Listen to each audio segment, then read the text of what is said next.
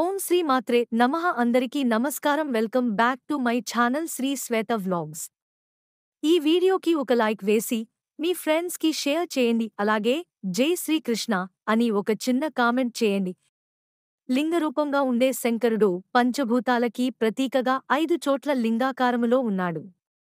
పృథ్వీలింగం, ఆకాశలింగం, జలలింగం, తేజోలింగం, వాయులింగములను పంచభూతలింగాలు అంటారు. 1 పృథ్వీలింగం, ఇది మట్టిలింగం.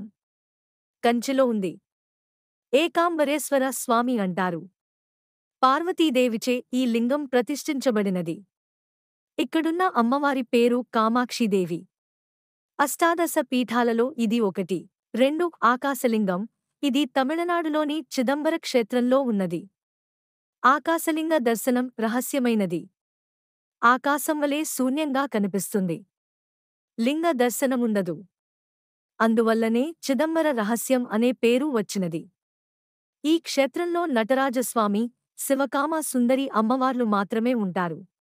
3 జలలింగం, ఈ లింగం క్రింద ఎప్పుడూ నీటి ఊట ఉండటం వలన దీనిని జలలింగం అంటారు.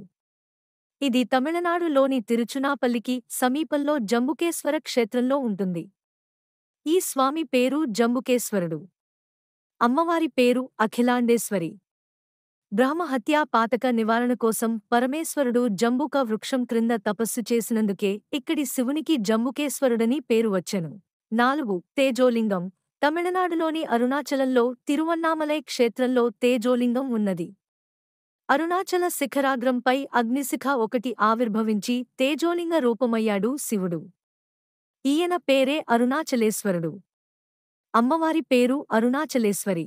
5 వాయులింగం, ఆంధ్రప్రదేశ్ తిరుపతికి దగ్గరలోని శ్రీకాళహస్తీశ్వరస్వామి ఆలయంలోని లింగమే వాయులింగం. ఈయన పేరు కాళహస్తీశ్వరుడు. అమ్మవారి పేరు జ్ఞానప్రసూనాంబ. సాలెపురుగు, పాము, ఏనుగులకు మోక్షము ప్రసాదించిన క్షేత్రం. Thanks for watching. ఈ వీడియో గనుక నచ్చినట్టు అయితే ఒక లైక్ వేసి మీ ఫ్రెండ్స్ కి షేర్ చేయండి. అలాగే జై శ్రీకృష్ణ అని ఒక చిన్న కామెంట్ చేయండి.